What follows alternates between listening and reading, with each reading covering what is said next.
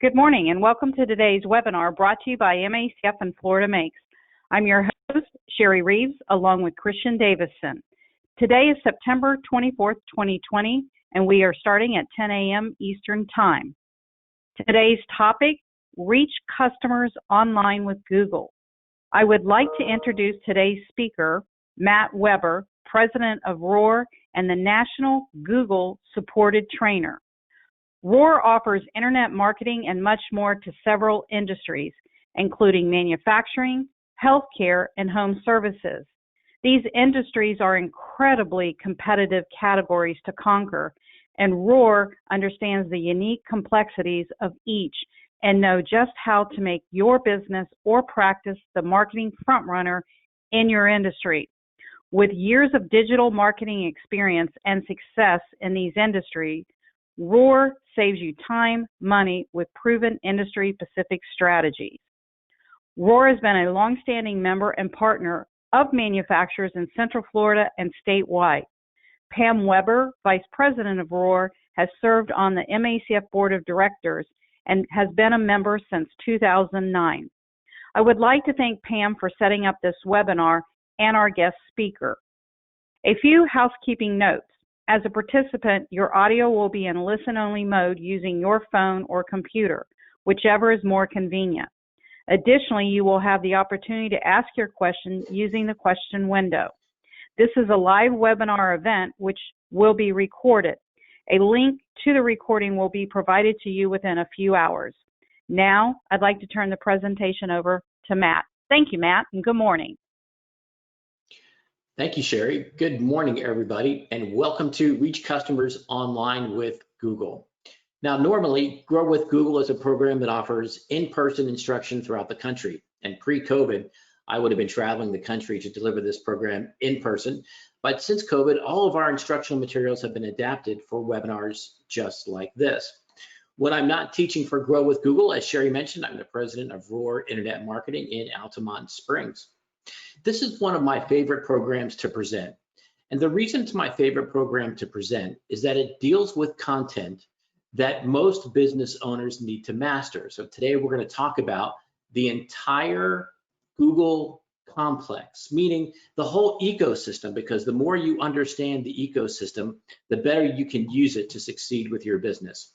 And that's why today's program is going to talk specifically about a 30,000-foot view of the Google search ecosystem.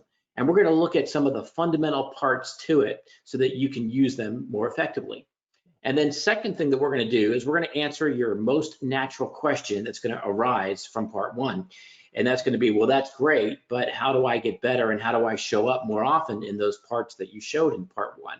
And that's what we're going to talk about in part two. And in part three, we're going to take a little bit of a different look at advertising online, because we're going to look at it as both an advertising medium and a research medium. So we're going to talk about how to research customers with online advertising. So let's go to the very beginning and let's talk about all those pieces and parts in the Google ecosystem that can help you reach your customers. But before we do that, I have a question for you. Have you ever had a moment like this?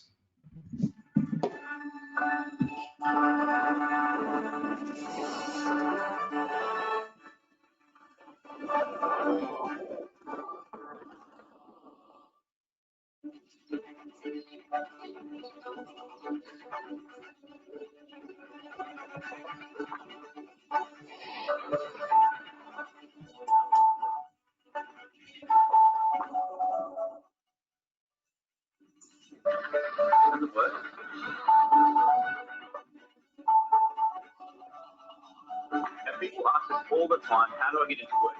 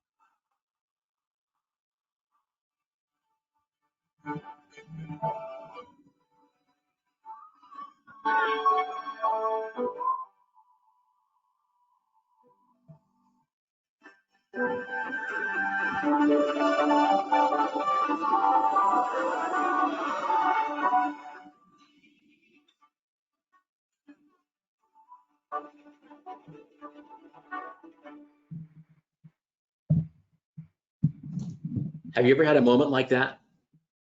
I had one just about a month ago. I decided to change the radio in my 95 Jeep Wrangler, one of my prized possessions. Now, I was pretty sure I could do this job in about an hour, maybe 2 hours. Now, my wife, Pam, by the way, had zero confidence that I could accomplish this at all, let alone in 2 hours. But to her credit, she's had 30 years of witnessing my mechanical and electrical skills.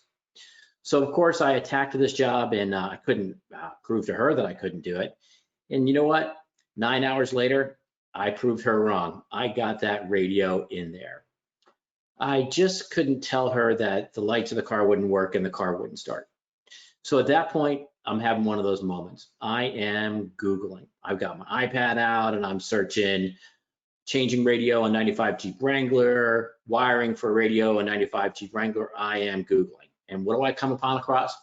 I come upon a company that actually does mobile audio work for cars. Didn't even know that existed. So just the next day, they came to my house, they fixed what I ruined, and we were able to get the radio working and the car fully functioning.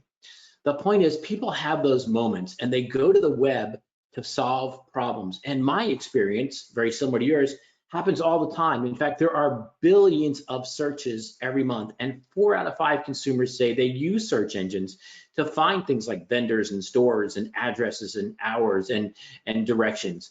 People go to the web to solve a problem. Now, that's key for businesses, right? Because if we know that people go to the web to solve a problem, we want to position ourselves as the solution to their problem.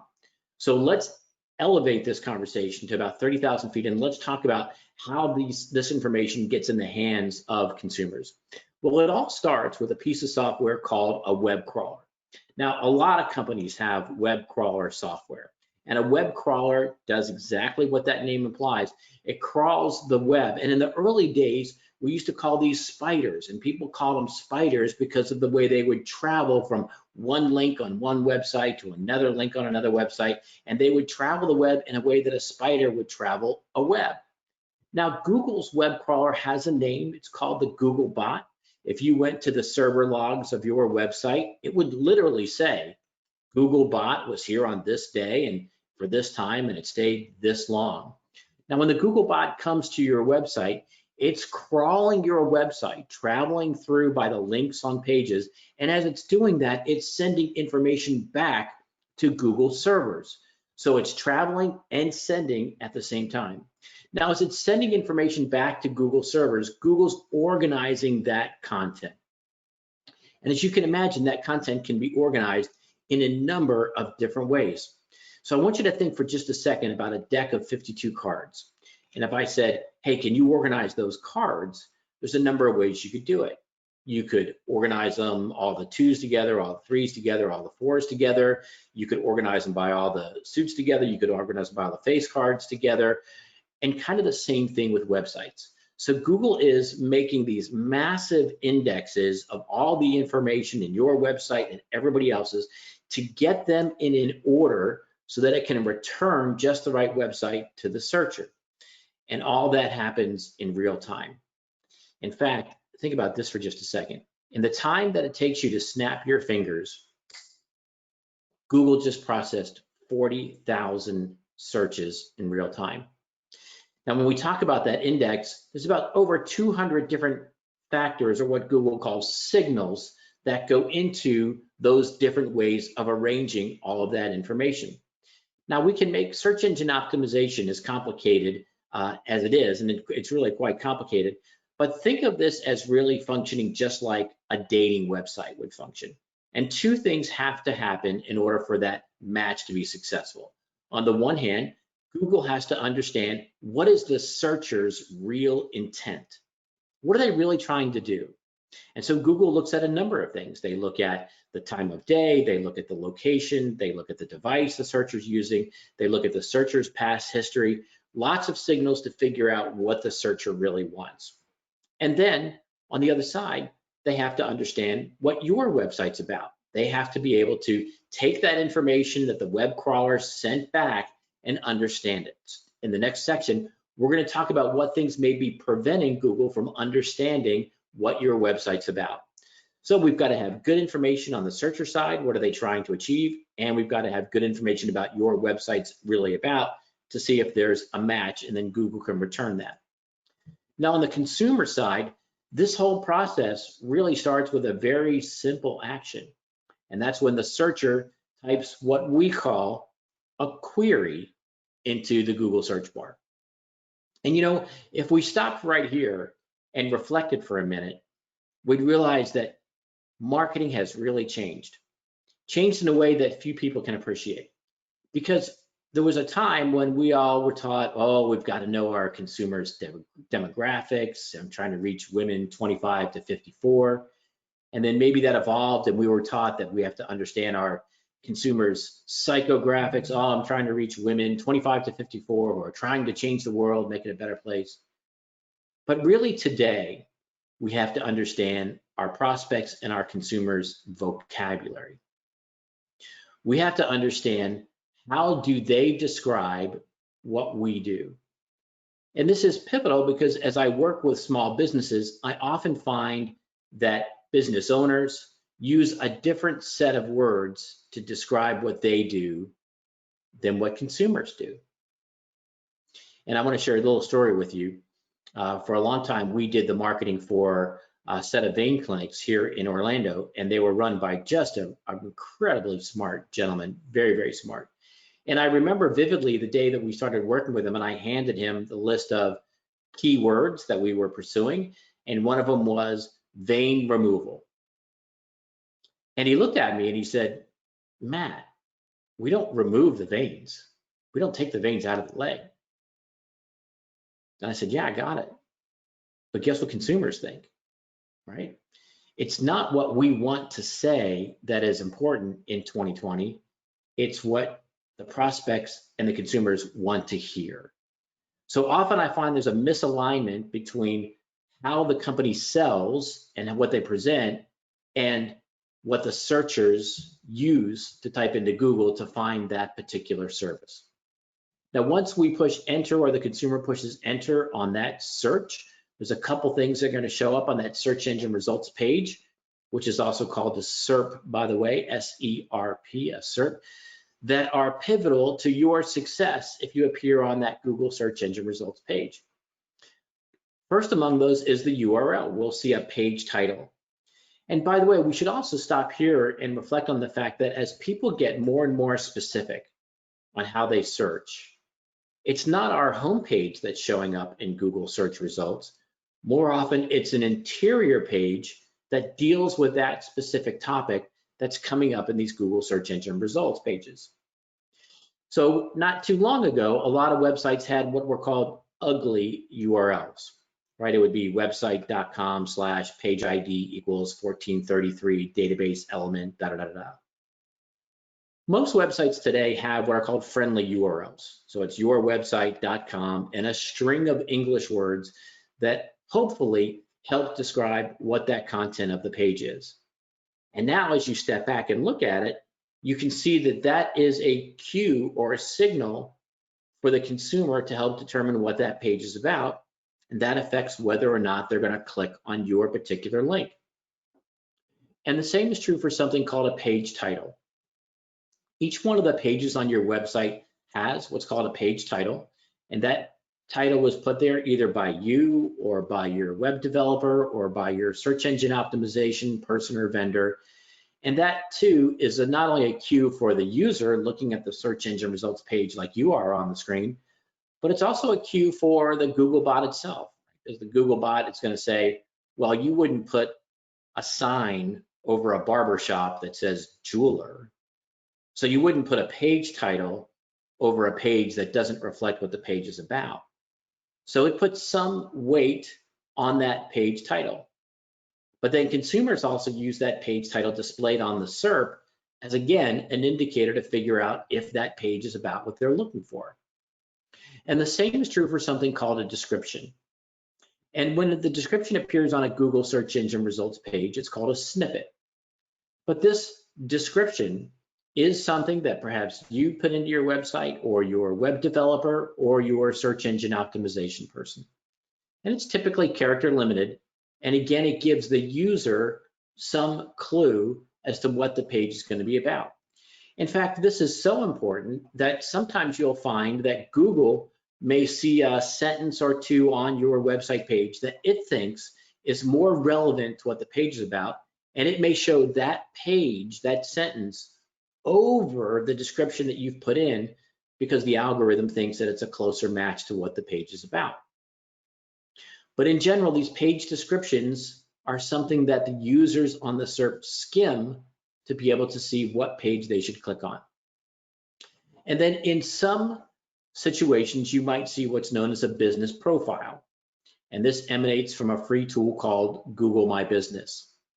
And if a business profile does show up, in general, it means that the search probably either had a brand name in it, or it might have had a local geographic indicator. For example, manufacturer of blank in name of city. When it's got that geographic indicator in it, then Google may display a business profile. And we're going to talk more about Google My Business and the business profile coming up. Now, in some searches, you do see ads. In fact, most searches you see ads. In some of them, you see shopping ads, and shopping ads are the ones with the pictures and the price and the link that can take you right to that particular product. Shopping ads in general are only available to you if you're running an e-commerce website and you have something called a Google Merchant Center and you have a product data feed. What's happening when you see those shopping ads is that's Google using that product data feed to go into those advertisers' database, pull out the product photo, pull out the product description, and pull out the product price, all in real time. But if there aren't shopping ads available for that particular search, then we're typically going to see text ads. And in general, we'll see 3 on the top of the page and 3 on the bottom. In a highly competitive search, we may see 4 at the top. Now, the bottom of a search engine results page, and a lot of people don't get to the bottom, there's a treasure chest for everybody listening to the program today.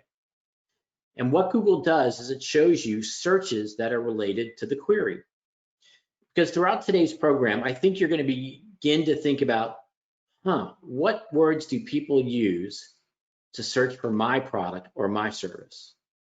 And as you're evolving that discussion and you're doing some sample searches to figure that out, which is a key objective, by the way, if you go to the bottom of that search engine results page, you'll notice these related searches. And for some of you who pay attention to this, you may notice that years ago, all of these would have begun with the same words that the initial query began with. But now that's no longer the case. Now you see the queries that match up with the intent. Remember, we talked about intent earlier on, that match the intent that other people had when they were typing things into Google. So even if the words didn't match, if Google determined the intent match, it's going to show you those other queries that people used. So a good exercise after today's program is simply go to google.com, of course, and search for words and phrases that you think people would use to find your product or your service. And so to take a look to see if your business shows up, and if not, who does show up?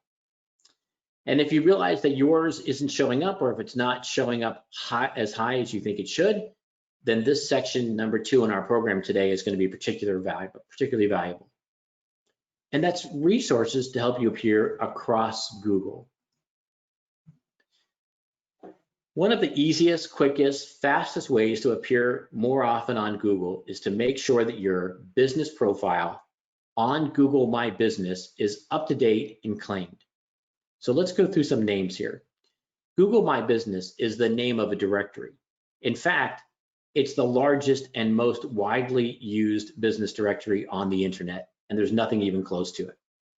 So at the very least, you want to be able to claim your business profile on that. So if somebody is searching your brand name, or if somebody has a geographically related search to where you are, you want your business profile to be able to show up on that. Now, here's the other reason why Google My Business profiles are becoming more and more important, and this is worth writing down. People are fundamentally lazy on the internet. Yeah, And so the more we make them click, the more we make them work to find what they want, the more likely we are to lose them. So sometimes these business profiles are simply gateways. Right? People are just looking for a high-level basic piece of information. Are you open right now? Do you carry blank? And if they have to struggle to get that gateway information, then they kind of turn around and go another direction. But if they see that they can get positive answers to those, what I call gateway questions, then they proceed and they go further and deeper and visit your website. But we can lose a lot of people by simply not having the answers that they're looking for on this Google My Business profile. And I want to remind you, it's absolutely free. And this is how your business shows up on Google Maps, by the way. And some of that Google Maps data is sold to other websites. All right, now let's get a little bit deeper, because some of you came to the program today to learn how to appear more often in what are called organic, or some people call the natural results of Google. Now, we could literally talk for 3 days about search engine optimization. So what I'm going to talk about here are the high-level elements and where most businesses tend to go wrong, and where you can make some of the quickest, largest strides in appearing more often in these organic results. So a couple tips. Number one, relevant, and I'm going to add the word helpful, original content. Remember, people go to the web to solve a problem, by and large.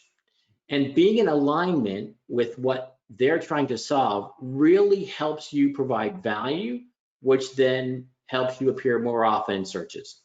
And this is a little bit different way of thinking about your website content, because how often do you go to somebody's website and the first couple sentences are, "We were formed in 1993 under the principles of honesty, integrity, and trustworthiness, and our leadership team has over 60 years experience," right? Does that sound familiar? But how much of that really helps people solve a problem? Not much, right? And too often I go to a company's websites and the first thing I see is some variation of their mission statement. Now, nobody ever did business with somebody online because they found a mission statement that really resonated with them. Today, people are very pragmatic and, let's use this word, selfish when it comes to their Google searches. They're purposeful and they're trying to achieve something specific. So the more you align your content about helping them rather than selling them, the more successful you're going to be online. In fact, I tell people that you have to think like the Red Cross for just a second when you're thinking about your website content. And what's the Red Cross's mission in life? To help people. So take the orientation of your mission is to help people, and then look at your website content from that perspective and ask yourself, does it really bring value to a user, or does it merely extol your sales points that you've been putting out for quite some time? It's a bit of a shift. So hint number two, logical organization. Now, what do we mean by this when we talk about an organized website? I imagine at some point in your career, you've probably worked with two different types of people. I'm sure you've worked with the type of person whose idea of filing was to just throw things on the desk, create this massive pile, and you might have heard them say, well, I know where everything is. And then at some point in your career, you probably worked with the kind of person who could go through a label maker a week, because they had the green Penaflex folders, and then the green Penaflex folders were subdivided with the yellow manila folders, and then they may have been subdivided in some way, right? We both worked with those two different types of people. Now, if you had to take over the jobs of one of those two types of people, which one would be easier to understand what they do, right? The highly organized, the green Penaflex folder person would. Now, think about the Googlebot's role. The Googlebot's coming to a website, and it's in that position of taking over somebody's job or understanding what that website's about. And if the content is poorly organized, like that person who just throw things on the corner of a desk, it's going to have trouble discerning what the website is about. But if the content is highly organized and logically placed, the bot has a better chance of understanding the meaning of the content, which is crucial, as we talked about at the beginning of the program, to be able to create that match. But what really does an organized website look like? you've probably gone to somebody's website, and maybe this is a description of your own website, where there's one page called services, and on that page it says we do A, we do B, we do C, we do D, we do E, and we do F. And you might go to a competitor's website, and maybe they've devoted an entire page to A, and a separate page to B, and a separate page to C and D and E and F.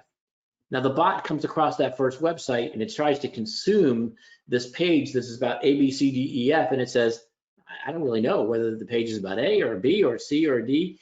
And then it goes to the competitor's website and it sees this really well-organized page that is just fundamentally about topic A. I think you can see which one's going to be returned. So now I think you're beginning to see where all these pieces fit together. Number one, we have to understand, what do people search for? What's the problems they're having?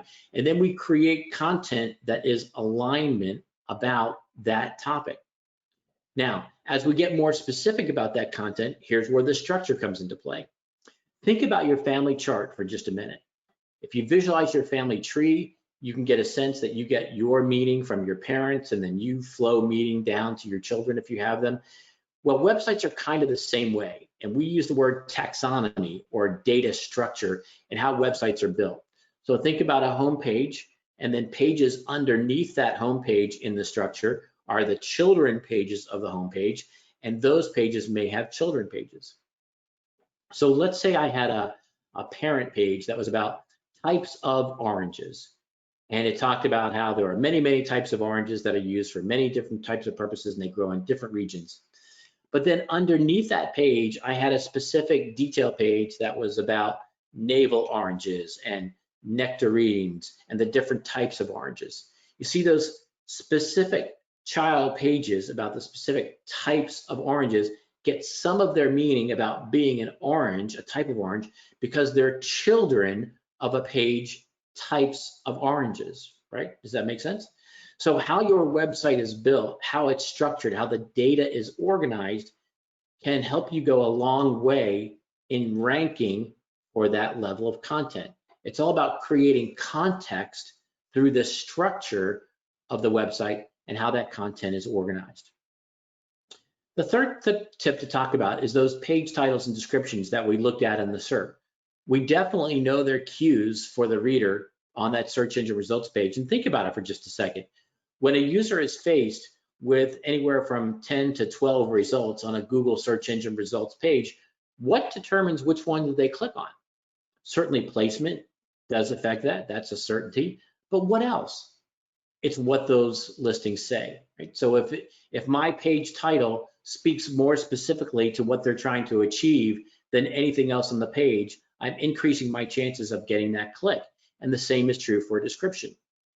So a good exercise to do after you finish today's program is to look at the page titles, which are visible in the very top of the browser when you load your website page. You might have to roll your mouse over it to see the whole thing. It appears in a tab. And look at those page titles. And you might find one of two common mistakes. One, you might find that every page title on your website is the same, which is going to be a detriment to ranking. Or you might find that each page title has, for example, your company name in it. So that's over optimized for your company name and not optimized sufficiently for these specific queries that we've been talking about. And same thing for the descriptions. Are they helpful?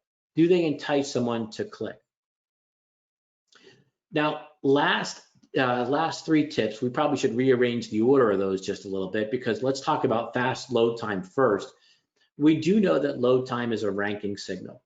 In fact, Google has been pretty clear on this, which in and of itself is a rarity, because Google can't say how to rank. They can't be very clear about what's in the ranking algorithm, or else we would all just reverse engineer to it. But in one case, they've been very clear, and they've said that page load speed is a ranking signal. Well, they know what you and I can kind of feel, and that is people are incredibly impatient on the web. People don't like to wait. So if they click on a result on a Google search engine results page and that page doesn't load quickly right away, then they have a bad experience. And Google doesn't want to return websites that give users a bad experience. So the linear relationship here is pretty clear. So load time is a key indicator. In fact, Google suggests that your pages load in 2 seconds or under. Now that's an interesting statistic when you compare it to another statistic that says the average business website loads in about 8 seconds. So you see we've got this divergency between what users want, super fast websites, and what the average business website is offering them. Now that fast load time typically comes from images. Now there's a lot of things that affect load time, but the most common impediment to load time are images. Images that are too big, too high of a resolution. On the web, you don't need a lot of resolution like you do if you were printing a photograph in a magazine or in a newspaper.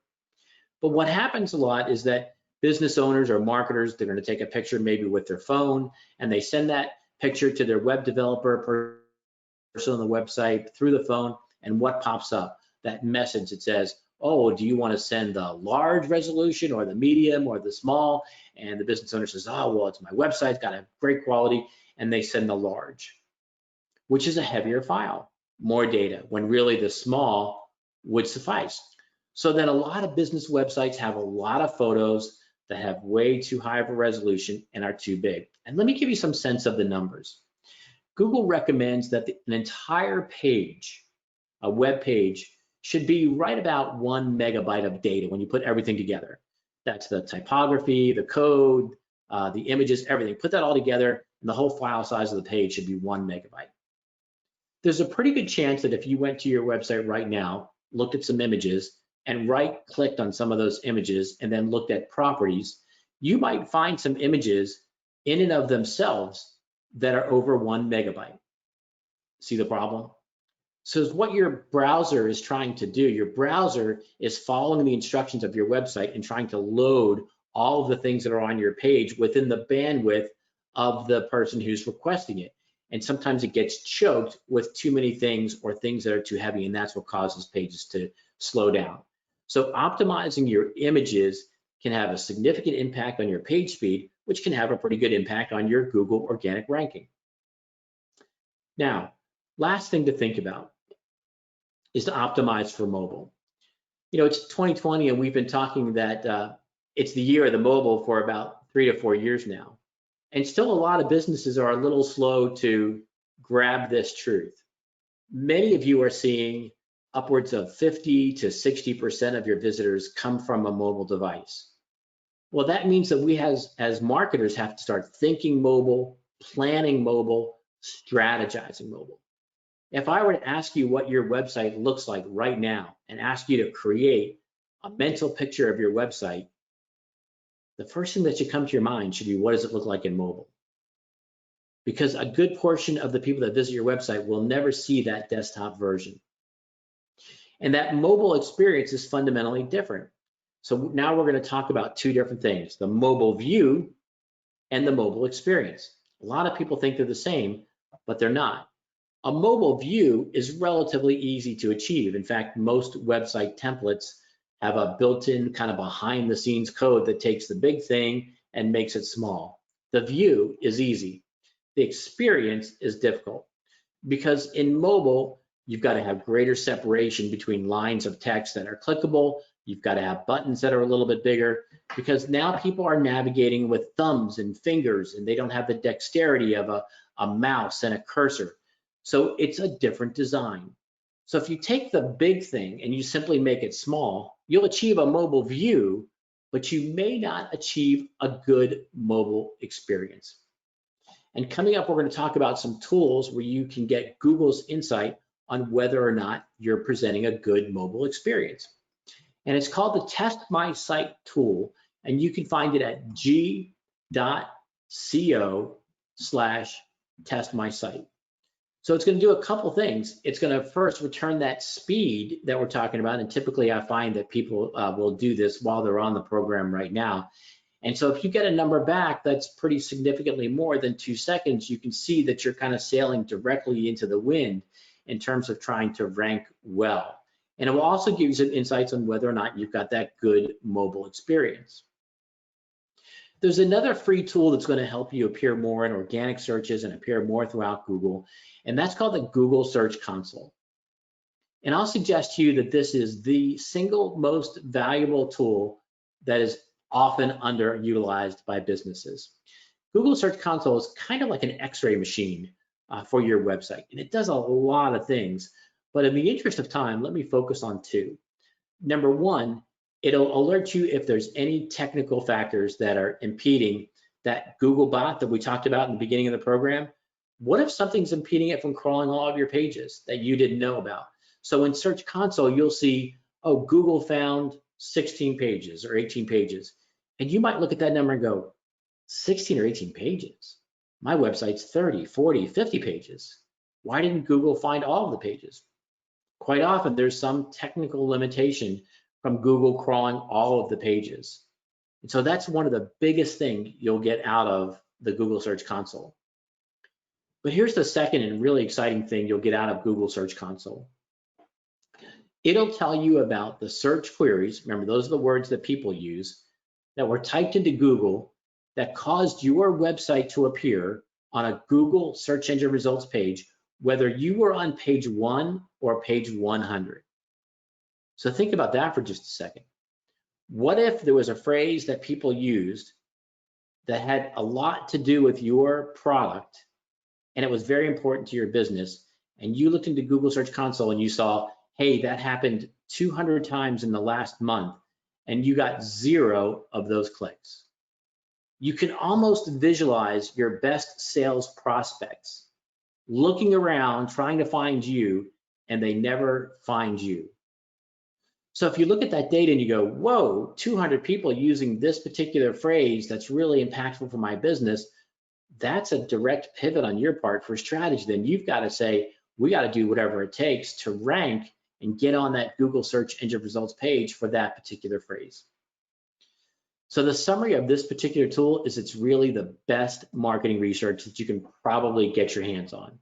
You can find out how do people express themselves when they're looking for what you do, and you can find the quantity that happens, and you can, with almost pinpoint clarity, start charting your digital strategy. Now, the biggest tool that I'm sure you're familiar with is called Google Analytics, and you'll find that at g.co/analytics. With Google Search Console, we've got some insight into people that never visited your website. Google Analytics only deals with people who got to your website. It only deals with people who left footprints. And so then you can find out, well, how effective is your website being with the people that you ultimately attracted? Did they do the things that you wanted them to do? Great websites are designed with a path in mind. What do you want someone to do after visiting your website? What's the end of the journey for them? Do you want them to fill out a quote form? Do you want them to download a catalog? Do you want them to watch a particular video? What is the end journey? And in Google Analytics, it'll tell you, did that happen? And if it did happen, what are the characteristics of the people that did do that? Did they come from a particular city? Were they a particular age? Did they begin their journey on your website on a particular page? Are some pages better first impressions than other first impressions? Is there a selling page on your website right now that is just fundamentally unpersuasive to the people that are visiting it? You don't have to rely on your gut now. You can get that data from Google Analytics, and you can begin making data-driven decisions about improving your digital strategy. And there's lots of really good data out there. And here's a statement that's been affirmed many, many times over in research, that organizations that use a data-driven marketing strategy outperform their competitors that don't use a data-driven strategy. Now, at this point in the presentation, hopefully, we've got you inspired to be thinking about, well, what are those words that people use to find your business? What are those combination words? And once you start to generate a list of those, then it's about prioritizing, because very few companies can rank for all of the phrases that they potentially could rank for. So now it's about prioritizing. So we can use a tool called Google Trends, and you can find that at g.co/trends to help prioritize, because we can put those combination of words that you're thinking about right now into those boxes that you see across the top. And then we can change the geography there on the screen. You see it says Colorado, we can change that to Florida, or depending on the query, we might even be able to change that to a city. And we can start finding out what phrases have volume, and not only what phrases have volume, but at what times of the year do they have volume? I think you're going to find that digital marketing, a lot of ways, is about decoding patterns. And then once you decode that pattern, to use that pattern for your advantage. You know, my grandfather used to say, fish where the fish are, right? And that's what Google Trends is trying to offer you. Yes, there's probably lots of phrases that you could compete for, but let's spend your time and energy on the ones with the highest amount of search volume. And that's what Google Trends returns. The relative, not the absolute, the relative volume among the phrases that you put into this tool. And it's a great way to start prioritizing some of the changes that we've talked about in today's program. So go to g.co trends and enter those phrases that you've been inspired to think about today. And you can narrow down the results by location. Change the date range. I always recommend looking back by year, which is the default, and take a look at those queries and start charting your digital strategy. Now, remember that I just mentioned that there's a variety of phrases that you could rank for, and you simply can't rank for all of them. And a great tool to rank for the ones that want to fill in the gaps are Google Ads, because while some of the tips we've talked about today do take time to come to realization, right? So some of the things we talked about, if you did them tomorrow, the results don't show up instantaneously. But the really great thing about using Google Ads is that it is near instantaneous. In fact, what I'm about to show you in the next 3 to 4 minutes, I've watched people do in 20 minutes. I've watched people at the end of this program say, yeah, that makes sense. And they have an ad running within 20 minutes at the end of this program. I've watched it over and over again. Now, specifically today, we're going to talk about a smart campaign in Google Ads. A smart campaign taps into all of the data that Google has learned over the years about how people search, the phrases that they use. So Google Ads kind of has a manual program, and it also has an autopilot program. And the autopilot program is what we're going to talk about in the next few minutes. They're called smart campaigns. And your ads can appear in one of two places. They can appear on the Google Search Network, which is what we've been talking about for most of today's program, or it can just show on something called the Display Network. And the Display Network are literally millions of websites that have agreed to use Google to sell their ad inventory. And they range from the big to the small, right? It could be the New York Times website. It could be your neighbor that has a blog on gardening that has decided to use this relationship to sell their ad inventory. And you can be on all of those websites through this mechanism. Now, to begin, the process is relatively simple. And you're going to start at ads.google.com. And a recommendation here would be, if you don't already have it, have an account that you use for your business marketing, right? Instead of using your own personal account, use your business name marketing@gmail.com. And then for all of these Google tools, Google Analytics, Google Search Console, Google Ads, if they're all owned by that same email address, then things get really, really simple. Things just work together seamlessly. If they're not all owned by the same address, it can be done, but it gets a little bit more complicated. So using that address, log in at ads.google.com to create your account. And the first 2 steps you're going to be able to master, of course, because you're just going to enter your business name and your website address, your URL. Now, next you choose a goal. And a goal can be that you want to get more visits to your website. Unlikely anybody on this program wants to drive foot traffic, but that's a goal. Or you can get more phone calls. And once you select one of those goals, it triggers some algorithmic decisions in the background. And in terms of where you want your ads to run, you've got an unbelievable amount of control. You can choose a radius. Here's a physical radius, but radii are often problematic. For example, if like me, you're in Central Florida, and we have a couple clients that are over in Sanford and Lake Mary, people don't cross over the St. Johns River. Don't know why that is, but you would have an easier time getting someone from Deltona to travel to Daytona Beach, which is further, than you do to get them to come into Sanford or Lake Mary for some of the businesses. Strange. But so radii don't always work well, and that's kind of okay because you can hand pick different cities, you can hand pick states, and you can hand pick certain zip codes where you want your ad to run. So the level of finite control you have over who sees your ad is just incredible. Now, next up is you're going to choose a category. And they may not have exactly your category, but that's okay. But find the category that matches most closely with what you do. And then once you do that, it's going to pop up below it and it's going to say, well, you know, other people who've chosen this category, they've advertised these kind of services. And these are actual queries that have matched ads for this category.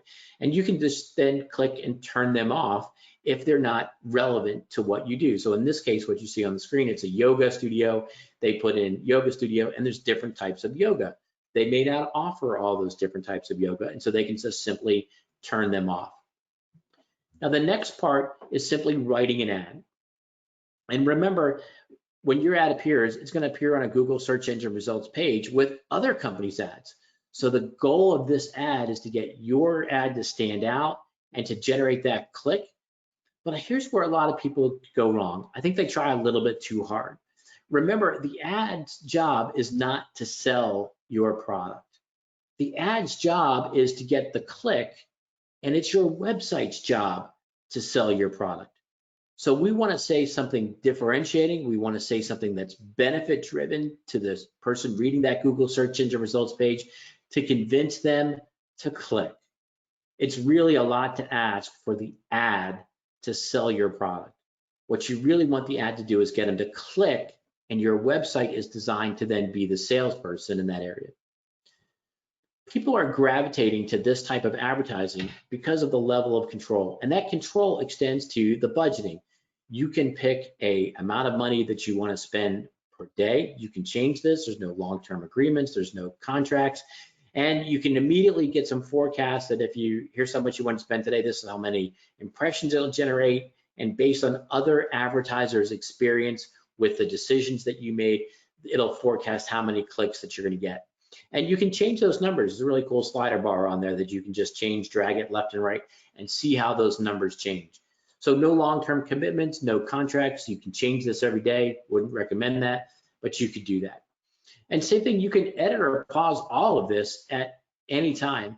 And one of the great things about any kind of digital marketing, in particular for this, is the ability to see the results in near real time. You know, gone are the days when we buy a newspaper ad and hope for the best, or run an ad in a trade publication and hope for the best. Here, we see what's happening. We get clear reports, and we can make adjustments on the fly to be able to see what people are doing once they visit the website. So if you connect your Google Ads account to your Google Analytics account, not only do you see that they clicked on your ad and they went to your website, now you'll get in-depth data about what did they do once they got there, what pages did they visit, and did they take that action that you really wanted them to act. A new evolution, which I don't think is going to fit for a lot of folks listening to the program today, are smart shopping ads. And Google showed that smart shopping ads took a little bit of effort, and so they've automated these as well, and to use the same kind of algorithmic autopilot approach. So those are available. You can also use Google to run video ads, and there's a lot of really phenomenal research about if your product needs to be seen, to be understood, YouTube is the place to be, because the amount of people that are on YouTube every single hour, every single minute is simply breathtaking. And there's a lot of different types of ads on YouTube. You've probably seen the ads that you have the option to skip. Those are great because you don't pay if somebody decides to skip the ads.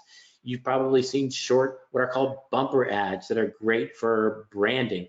And you've seen discovery ads that if you go to YouTube and you've searched how do I, because you can put the words how do I, you know, in front of almost any word in the English language and find a video about it. And then on the right-hand side of YouTube, when you do that, there's a bunch of suggested content for that, and those are called video discovery ads. So YouTube has a lot of different ad formats to fit a lot of different purposes. Now we're just about hitting the 51-minute mark, and I know we want to save some time for questions, but let's quickly review some of the things that we talked about today. To use Google more effectively, key is to create a search-friendly website, and there's that word, useful information that loads quickly and works on all devices. Then the second thing we talked about is how to use resources like Google My Business, grab your free business profile, and tools like Test My Site, Search Console Analytics, and Google Trends to start creating a data-driven marketing strategy. And then the last thing we talked about is using online advertising to fill in those gaps and to potentially test. If you're thinking about a phrase today that somebody might use to buy your product, test it before you go to the time and effort to create a organic search strategy. You can test it within 20 minutes by having an ad up and running. Now I'm going to leave this up on the screen for just a second, as I know Sherry's preparing to come back online, and you may want to grab a photograph of this, and remember that Sherry said a recording of this presentation is going to be available too. But these are resources that you can go to for additional information. Now, before we get to the end, if you want to take what we've talked about today a little bit further, there's a great app, and it's called Primer, and it's available at both the Apple App Store and in Google Play. And it's really bite-sized lessons about a lot of topics for digital marketing, and all the lessons are less than 5 minutes each. And I'll tell you what, if you do have idle time, you're waiting for somebody, or maybe you're on the treadmill, you can't beat this, because it is like having your own private tutor for digital marketing, and somebody has put those in easy to consume chunks on that. So I would highly encourage you to download this free app called Primer. There's a whole lot more Google tools available at g.co Skillshop. Skillshop is the new name of Google's training academy. And then finally, if you're an e-commerce business listening, which I don't think you are, there's special tips for you at g.co Grow My Store. And there's videos for small businesses on all kinds of topics at g.co grow/quick help. And you'll find all kinds of things at Grow with Google, google.com/grow, for not only business owners and marketers like yourselves, but for job seekers, developers, and teacher and students. So what's the takeaway on these last slides? If you want to learn it, it's out there for you to get. And I hope today's presentation helped you learn a few things that can help you advance your company's digital strategy. So with that, we'll turn it over to Sherry to see if we had any questions come in for today's program. Yes, Matt, let's see if we have any questions. Christian, do you see any questions? Actually, we did have somebody request, can you pull up those web links once more, Matt? We sure can.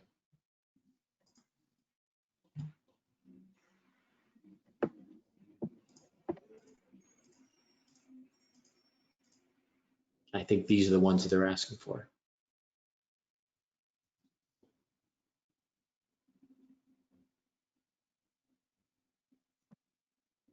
Thank you. Question here. If I'm a small business, less than 10 employees, what would be your recommendation on the best starting point to get rolling with the programs that you've discussed? Yeah, great question. And I'll give two. Number one would be to use Google Trends, and that's at google.com/trends, and start putting in those phrases that you think people are going to use to find what you do.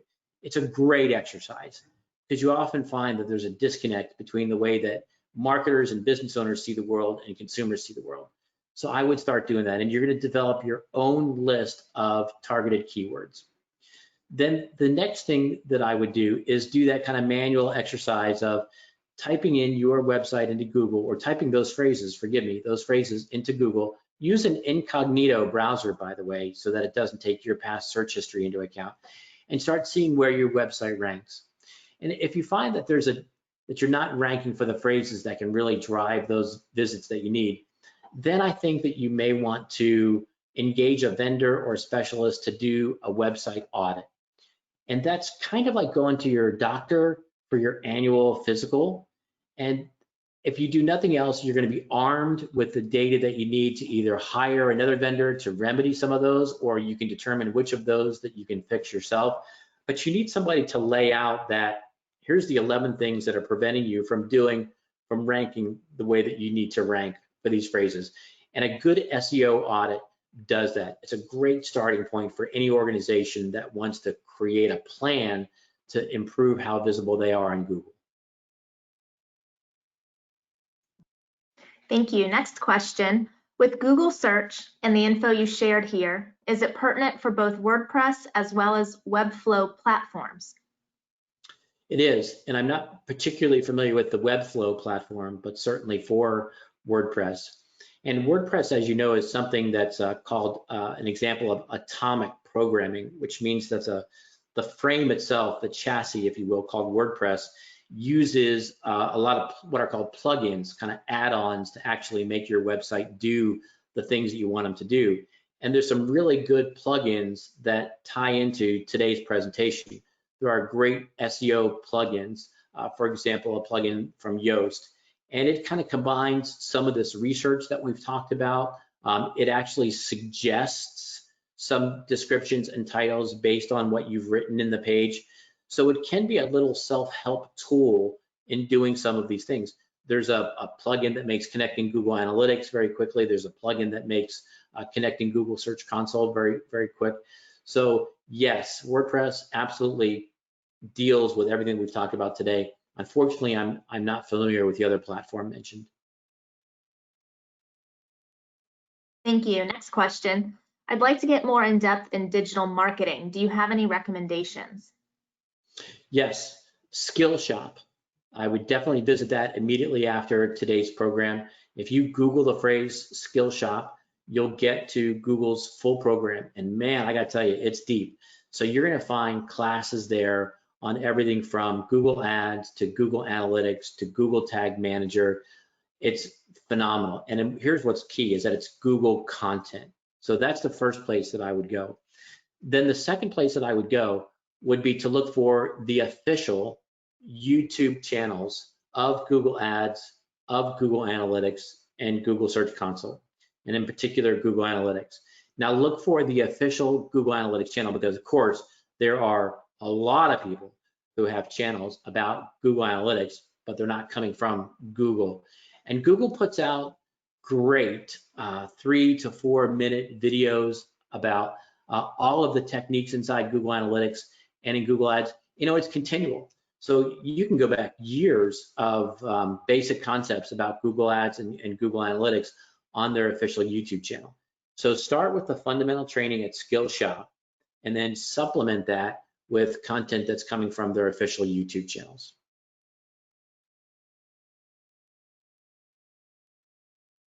Thank you. I'll do one last call for any more questions that you might have. Please type them into the question window or you can type them into the chat box. This is a follow-up question to the question that was just asked about digital marketing. If their main interest is Google, I think you answered that. What about Facebook for digital marketing? Do you have any recommendations or any knowledge? Yeah, if you log into your Facebook Business Manager account, they too have a breadth of content about how to use that tool. And I wouldn't say that it's as substantial as Google's, but they do put out their own content and it's accessible inside your Facebook Ad Manager section. I have not looked for it myself, but I would guess that Facebook has probably has a YouTube channel on the Facebook Ad Manager, and that's worth looking for. But in Facebook, you go into your Ad Manager to see that content, whereas with Google, you don't have to log into your Google Ads account per se to see that content.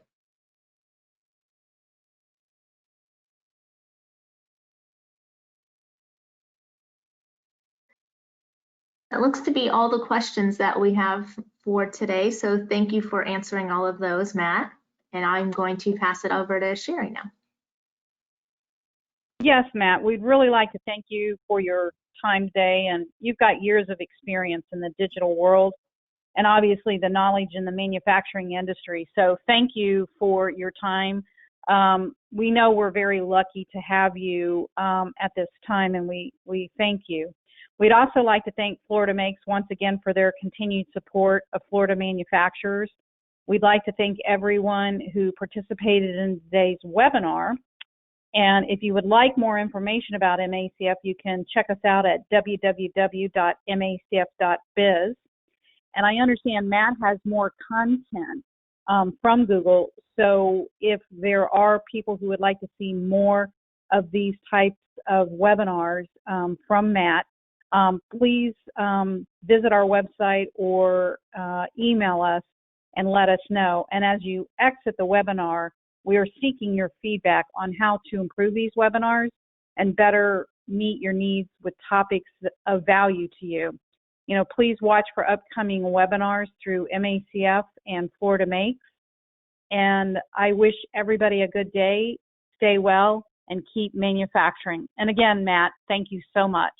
You're welcome. Have a good day.